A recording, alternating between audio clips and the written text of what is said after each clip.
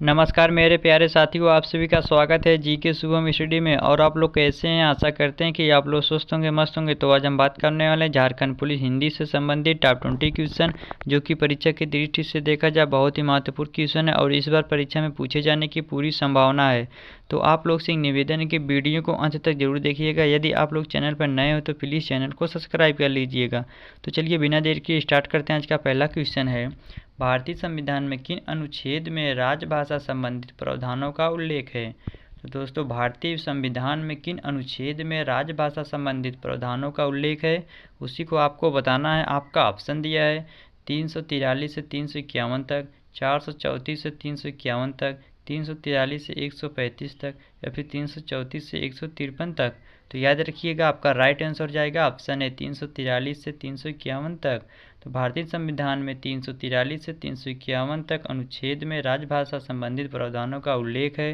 तो याद रखिएगा, ऑप्शन ए को लॉक कर लेते हैं।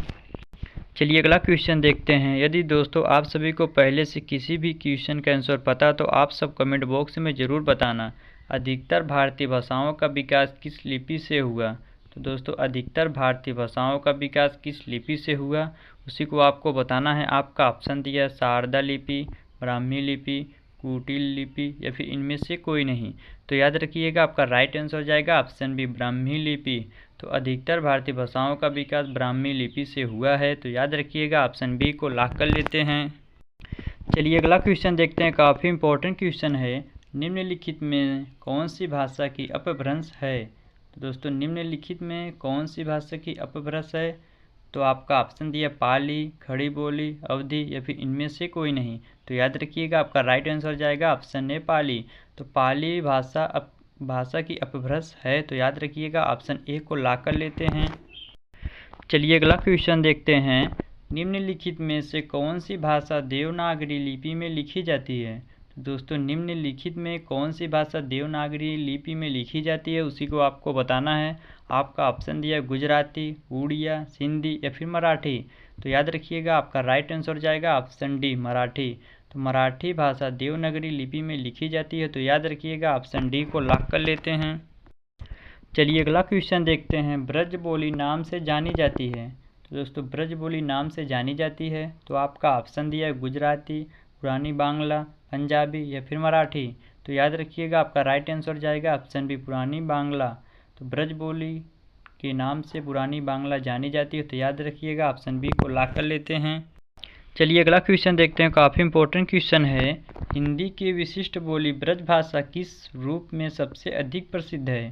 तो दोस्तों, हिंदी के विशिष्ट बोली ब्रज भाषा किस रूप में सबसे अधिक प्रसिद्ध है?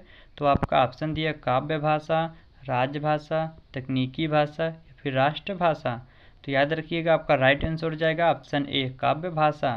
तो हिंदी के विशिष्ट बोली ब्रज भाषा काव्य भाषा के रूप में सबसे अधिक प्रसिद्ध है। तो याद रखिएगा, ऑप्शन ए को लॉक कर लेते हैं। चलिए अगला क्वेश्चन देखते हैं। निम्नलिखित में से कौन सी बोली अथवा भाषा हिंदी के अंतर्गत नहीं आती?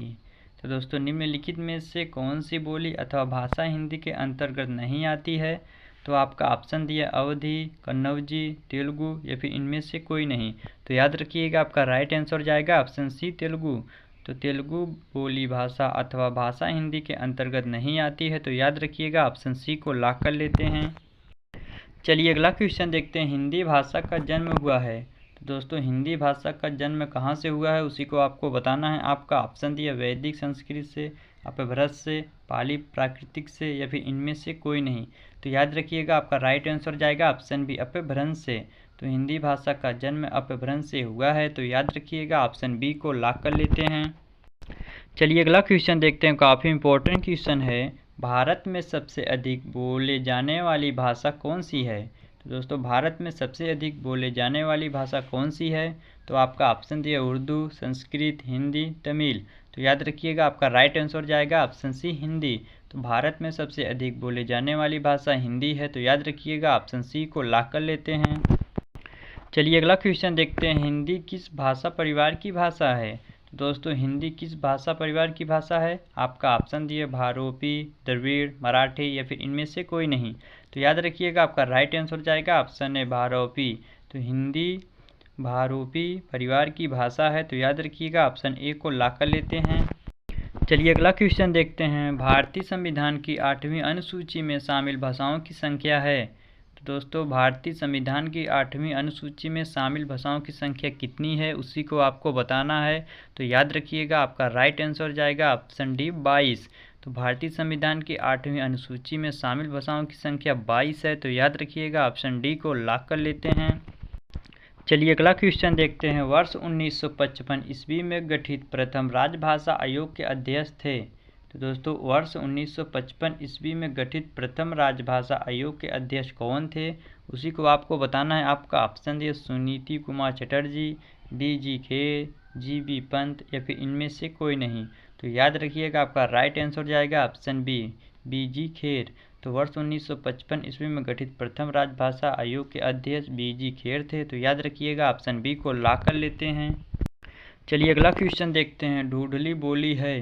तो दोस्तों ढूढली बोली कहाँ की है, उसी को आपको बताना है। आपका ऑप्शन दिए उत्तरी राजस्थान की, दक्षिणी राजस्थान की, पश्चिमी राजस्थान की या फिर पूर्वी राजस्थान की।